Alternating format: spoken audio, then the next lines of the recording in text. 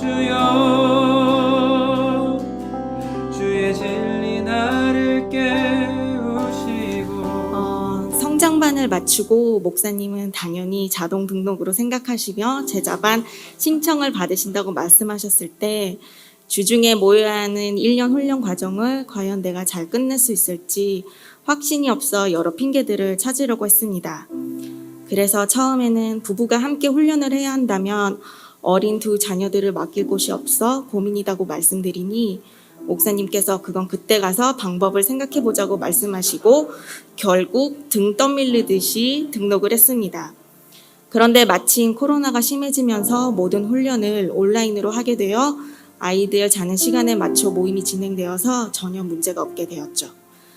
그럼에도 확신이 들지 않아서 더 늦기 전에 못하겠다고 말씀드릴 생각으로 빠져나올 궁리를 하던 중에 제자반 훈련은 회비를 내야 한다고 하셨습니다. 당시 이식 준비를 하고 있던 남편 재정이 넉넉지 못한 상황에서 카드 결제도 아니고 현금으로 2명의 훈련 비용은 적지 않는 부담이었습니다.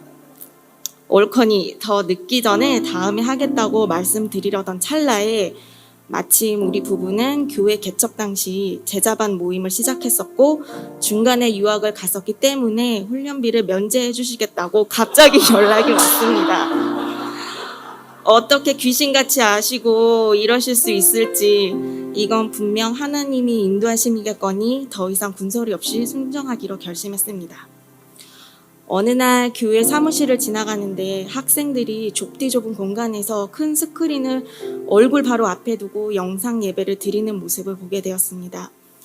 나중에 하람이 하엘이가 자라서 중고등부에 올라갈 때 다른 교회 아이들처럼 탄탄한 중고등부 예배를 드렸으면 좋겠는데 저 아이들이 내 자녀들이었다면 얼마나 한탄스러운 일인지 책임감이 몰려 들어왔지만 이 마음을 꾹꾹 집어넣고 외면을 했죠. 내 일이 아니겠거니. 그리고 얼마 지나지 않아 중고등부 교사로 섬겨주었으면 하는 연락을 받았습니다. 아직 둘째가 2달 전이고 정신적으로나 마음으로나 준비되지 않는 상황에서 학생부를 섬기기엔 너무 버거웠고 하고 싶지도 않았습니다. 하지만 거절하기가 어려워서 상황을 지켜보고 한참 후인 하반기 때 합류하는 것으로 고민하겠다고 말씀드리고 딱 거기까지만 할 생각으로 전화를 끊었었습니다. 그리고 바로 다시 연락이 왔는데 미리 교사 단톡방에 들어와서 기도하는 마음으로 함께 해주셨으면 좋겠다고 하셔서 찜찜했지만 그러기로 하고 저도 모르게 그 길로 며칠 안에 정식으로 교사를 맡게 되었고 남편은 중고등부 찬양팀으로 합류하고 더불어 2 자녀들도 함께 이른 아침에 교회를 가게 됐습니다.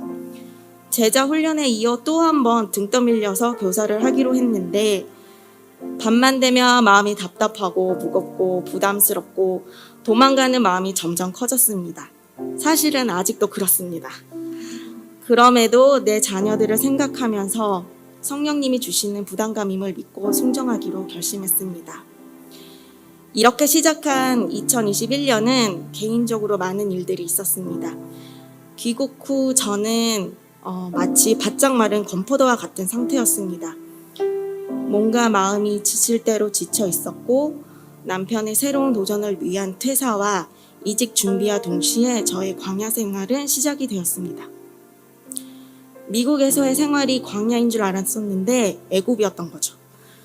내 집을 마련하고 요즘 누구나 다 하는 여행을 다니며 맛집을 찾아가며 자녀들에게 내가 생각하는 가장 이상적인 교육과 환경을 만들어 주고픈 계획은 점점 멀어져 갔습니다. 그리고 몇 년에 한 번 아플까 말까 하는 건강했던 몸은 통증 때문에 걷지 못할 정도로 몸이 자주 아팠고 끝없는 독박 육아에 그리고 온 가족 코로나 확진으로 지금 생각해보면 신기할 정도로 모든 어려운 상황은 다 합쳐 모아둔 해였습니다.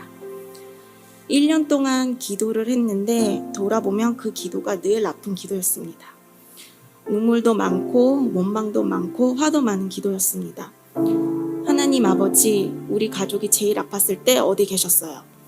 가장 어둡고 힘든 순간에 어디 계셨어요? 하나님, 이 광야는 끝이 있나요? 제가 무엇을 잘못했나요?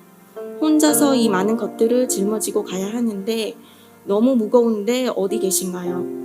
하람이가 아파서 혼자 집에 두고 왔고 아픈 아들에게 막내 아이까지 남겨두고 남편과 중고등부 예배를 섬기러 왔는데 이게 맞는 건가요? 다들 육아하니까 이른 아침이니까 힘드니까 안 한다는 그 자리 왜 저는 끝까지 지키라고 하시나요? 저 그만하고 싶어요. 하나님, 제가 이렇게 부르짖는데 도대체 어디 계신 거예요? 늘 이런 기도뿐이었습니다.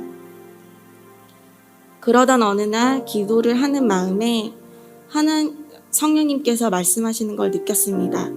승리야, 너가 태어났을 때 이 세상 아버지는 바로 그 자리에 없었지만 나는 거기 있었다. 너가 미국 갔을 때 혼자가 아니라 내가 그 옆에 있었다. 너가 몸이 아팠을 때 나는 거기 있었다. 아픈 하람이를 홀로 집에 두었을 때 내가 거기 옆에 있었다. 너의 가족이 가장 어둡고 힘든 시간을 보낼 때 아무도 옆에 없었지만 나는 옆에 있었다. 너의 하나님 아버지는 항상 거기에 계셨고 그리고 항상 내 옆에 있을 것이다. 너가 감당할 수 없는 짐들은 누가 아무리 같이 들어줘도 할 수 있는 것이 아니다. 내가 그 짐들을 갖고 너를 업고 갈 테니 일어나라. 그리고 시편 23장 6절을 선물로 주셨습니다. 내 평생의 선하심과 인자하심이 반드시 나를 따르리니 내가 여호와의 집에 영원히 살리로다. 예수님께서는 나의 바램과 계획을 완벽하게 만들기 위해서 십자가에 돌아가신 게 아니셨습니다.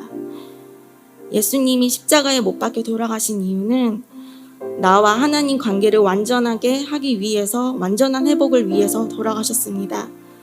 그리고 저에게 하나님이 누구이신지 보여주시기 위해서 돌아가신 것이었습니다. 예수님께서는 나의 아픈 몸이 치료되기 위해서 돌아가시지 않으셨고 우리 가족이 여행을 많이 다닐 수 있도록 돌아가신 게 아니셨고 내가 사랑하는 자녀들이 세상의 좋은 위치에서 잘 살기 위해서 돌아간 것이 아니라 나의 죄 때문에 돌아가셨습니다.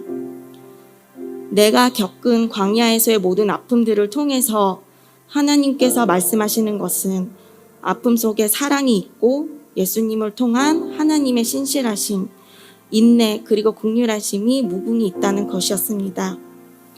그리고 내가 했던 많은 헌신이라고 수고라고 생각했던 것들이 헌신이 아니었음을 고백합니다. 내게는 늘 상급이 그때그때 많았습니다.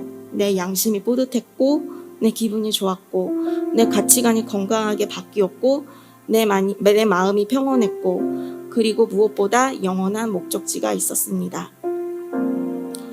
제자 훈련의 핵심인 반드시 지켜야 할 5가지 실천을 충실하게 다하지는 않았습니다. 그런 부분에서 저는 빵점입니다. 하지만 왜 하나님이 저를 이 시기에 이 집사님들과 목사님과 1년을 함께하게 하셨는지 알 것 같습니다. 훈련을 통해 더욱 깊이 나를 보게 되고 나를 힘들게 하는 것이 환경이 아니라 내 자신임을, 나의 욕심임을, 단 하나라도 내려놓으려고 하지 않는 나의 죄임을 깨닫게 되었고 부모는 하나님의 청지기이며 자녀는 내 소유가 아님을, 가정의 중심은 자녀가 아닌 부부라는 것을, 그리고 부부의 중심은 하나님이신 것을 배웠습니다.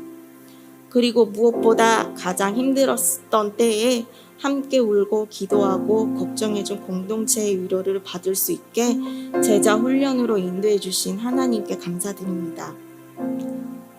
저는 오늘도 여전히 세상에서 요구되는 가치관과 하나님이 말씀하시는 가치관 사이에서 갈등하고 힘겨워합니다. 여전히 3일에 한 번씩 남편과 싸우고 아이들에게 소리 지르고 그리고 상황도 크게 변한 것도 없고 드러낼 만한 대단한 무언가를 하지 않지만 내가 누구이며 누가 내 아버지이시며 누가 내 삶을 주권적으로 인도해 가시는지는 확신합니다. 이해하지 못할 때 많지만 고난은 축복임을 믿습니다. 올 한 해도 그리고 앞으로 더 많은 날들 가운데 어떠한 어려운 일들이 닥칠지는 모르지만 시련이 더 크고 많을수록 그만큼 더 많은 주님의 능력과 은혜를 볼 수 있기에 전혀 두렵지 않습니다. 하나님 방법이 항상 옳습니다. 하나님 은혜로 시작한 나의 구원, 하나님 은혜로 이루어질 것을 기억하고 의지하면서 나의 진짜 집인 천국으로 갈 때까지 표대이신 예수님만을 보고 가겠습니다. 감사합니다.